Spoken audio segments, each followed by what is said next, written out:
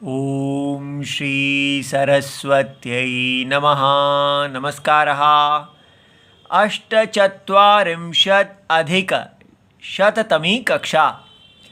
अच्छा जी, हमारे कारक चल रहे हैं और षष्ठी विभक्ति हम देख रहे हैं और आज हम दो सूत्र करने वाले हैं। यजेश्च करणे 2363 और इसके बाद हम करेंगे कृत्वोर्थ प्रयोगे काले अधिकरणे 2364। इन दोनों को अष्टाध्यायी जी में देखते हैं। ये देखिए, दूसरा अध्याय है और तीसरा पाद है। अनभिहिते का अधिकार है जो सारे के सारे तीसरे पाद के अंत तक जाता है। इसी में 2350 षष्ठी शे ये सूत्र है और इसी के अधीन हमारा यहाँ आज का सूत्र है यजेश्च करणे और उसके बाद कृत्वोर्थ प्रयोगे कालेधिकरणे। इसको अभी हम देखते हैं। तो षष्ठी शेषे में से षष्ठी की अनुवृत्ति आ रही है और चतुर्थ्यर्थे बहुलम छंदसी, यहाँ से बहुलम छंदसी की अनुवृत्ति आ रही है।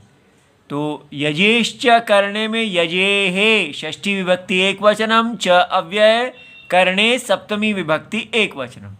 तो वृत्ति बनती है यजेहे धातो हो, माने यजेर धातो हो। तो यज का जो धातु है उसका करणे कारके, तो करण कारक में छंदसी अर्थात वेद विषये बहुलम षष्ठी विभक्ति ही भवति, विभक्तिर्भवति, अर्थात सदा नहीं, प्रायेण अधिकतर षष्ठी विभक्ति होती है। ठीक है, तो नहीं भी होती है कहीं कहीं। तो इसका उदाहरण क्या है? घृतस्य यजते, तो घृत का यजते नहीं, अर्थ क्या होगा? करण के अर्थ में घृतेन यजते। ये वाक्य, इसके ऐसा ही वाक्य शतपथ ब्राह्मण में इस अंक में दिया हुआ है, तो उनको पूरा ऐसा वाक्य नहीं मिला, इसलिए तुलना करने को कहा है। और सौम्यस्य यजते, तो अर्थात सोम का जो सौम्य है, सोम के भाव वाला, तो वहाँ षष्ठी लगाई है तो लेकिन होना चाहिए सौम्येन यजते। तो इसलिए ये शेष तो यहाँ पर नहीं है, शेष की विभक्ता इसमें नहीं है, केवल षष्ठी आ रही है और बस बहुलम से इसका ऐसा हो रहा है। तो कहीं कहीं ये षष्ठी नहीं भी होगी। अब अगला सूत्र देखा जाता है। षष्ठी शेषे कृत्वोर्थ प्रयोगे काले अधिकरणे। यहाँ पर पूरा षष्ठी शेषे दोनों जो शब्द हैं ये नीचे आएंगे अनुवृत्ति के रूप में। तो कृत्वोर्थ प्रयोगे सप्तमी विभक्ति एक वचनम, काले सप्तमी विभक्ति एक वचनम, अधिकरणे सप्तमी विभक्ति एक वचनम। तो पहले ये जान लें ये कृत्वार्थ प्रयोगे क्या होता है। तो एक सूत्र है संख्यायाः क्रियाभिवृत्ति गणने कृत्वसुच 5417। ये तद्धित का सूत्र है। इसमें कहा है कि क्रिया के बार बार आवृत्ति गणना अर्थ में वर्तमान संख्यावाची प्रातिपदिकों के से कृत्वसुच प्रत्यय होता है। अर्थात जहाँ क्रिया कितनी बार की गई, देखिए कृत्व, तो पंच जो है वो संख्यावाची प्रातिपदिक है, इसके साथ कृत्व सुच प्रत्यय हो गया है।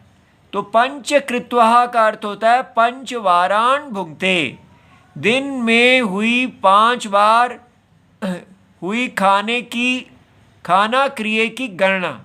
ठीक है, ये आपको समझ में आ गया कि इसके अर्थ वाले जितने प्रत्यय हैं वहाँ पर ये सूत्र उसको कह रहा है।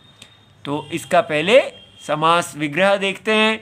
कृत्वो अर्थः, तो कृत्वो अर्थः, तो कृत जो षष्ठी विभक्ति माने कृत्व का, कृत्वसोः कृत्वसः अर्थः, कृत्वस का जो अर्थ है उसी को कृत्व अर्थ कहते हैं, षष्ठी तत्पुरुष। तो कृत्व अर्थः एव अर्थः येषाम, तो कृत्व अर्थ ही जिनका अर्थ है, ऐसे कौन? प्रत्यय, प्रत्ययाः। तो कृत्व अर्थः बहुव्रीहि समास बन गया, अन्य पद अर्थ प्रधान। कृत्व अर्थस्य प्रयोगः, कृत्व अर्थ प्रयोगः तस्मिन् षष्ठी तत्पुरुष, कृत्व अर्थ का प्रयोग, ठीक है। तो षष्ठी पूर्व पद है और प्रयोग उत्तर पद प्रधान है। अब कृत्वार्थानाम इसकी वृत्ति, कृत्वार्थानाम प्रत्ययानाम प्रयोगे, कृत्व अर्थ वाले जितने जो कृत्व का अर्थ है क्रिया को बार बार गणना करना, और इसके ऐसे जितने भी प्रत्यय हैं उनके प्रयोग में काले अधिकरणे, तो काल का अधिकरण जो है उसमें शेषत्वेन विवक्षिते षष्ठी विभक्ति भवति, यदि शेष की विवक्षा हो तो षष्ठी विभक्ति होती है। अब ये उदाहरण देखिए, पंचकृत्वो अह्नो भुंक्ते, ठीक है। तो इसका क्या अर्थ बना कि पंचकृत्वः ये संख्या है, उसके साथ कृत्व प्रत्यय हो गया, तो अहनः ये अहन नपुंसक है, नकारांत नपुंसक है, षष्ठी विभक्ति हो गई। तो पांच बार दिन में खाता है, तो ये काल अधिकरण, ठीक है, काल अधिकरण के अर्थ में षष्ठी हुई है, ये समझना है, ठीक है। तो इसलिए अगर जहाँ षष्ठी नहीं होती तो वहाँ अहनी हो जाता। फिर है द्विर अहनो अधीते, द्विही अहनः अधीते, षष्ठी हुई है लेकिन अर्थ क्या बन रहा है? दिन में 2 बार में, देखिए काल अधिकरणम, अध्ययन करता है। अब कृत्वार्थ ग्रहणम किम, तो क्यों यहाँ कृत्वार्थ प्रयोग किया गया कि वहीं पर ही षष्ठी होगी? अहनी शेते, तो दिन में सोता है। अब ये तो बताया नहीं कितनी बार आदि, ऐसा कोई प्रत्यय है ही नहीं, तो सीधा षष्ठी नहीं हुई, सप्तमी ही हुई है। रात्रौ शेते, रात में सोता है, बार बताया नहीं, तो इसलिए यहाँ सीधा सप्तमी आई, षष्ठी नहीं आई। प्रयोग ग्रहणम किम, अहनी भुंक्तम, दिन में खाया गया। अब यहाँ पर ये ऐसा जो नहीं आ रहा है कि कितनी बार, उसका अर्थ है गम्यमान है, लगता है कि कितनी बार खाया गया लेकिन बताया नहीं गया, तो गम्यते ही द्विही त्रिही चतुष्वा इति, न तो तत् प्रयुज्यमाने भवति, प्रयोग नहीं किया गया, इसलिए यहाँ पर भी सीधी सप्तमी आ गई। काल ग्रहणम किम, द्विही कांस्य पात्र्याम भुंक्ते, 2 कांस्य पात्रों में खाता है, तो ये तो बताया नहीं कि किस काल में खाता है, काल का अधिकरण है ही नहीं, इसलिए सप्तमी आई, षष्ठी नहीं आई। अधिकरणे इति किम, द्वि अहना भुंक्ते, अधिकरण दिया ही नहीं, द्वि अहना, ठीक है, दिन में नहीं कहा, दिन के द्वारा उसको करण विवक्षा कर दी, तो करण विवक्षा में ना षष्ठी आई ना सप्तमी आई, ठीक है। शेष इति एव द्विराहनी अधीते, और शेष की विभक्ता अगर जहाँ विवक्षा नहीं है वहाँ तो सीधा ही सिंपल आएगा कि 2 बार दिन में अध्ययन करता है, तो अहनी सप्तमी आएगी, षष्ठी नहीं आएगी। इति सर्वम शिवम प्रणाम।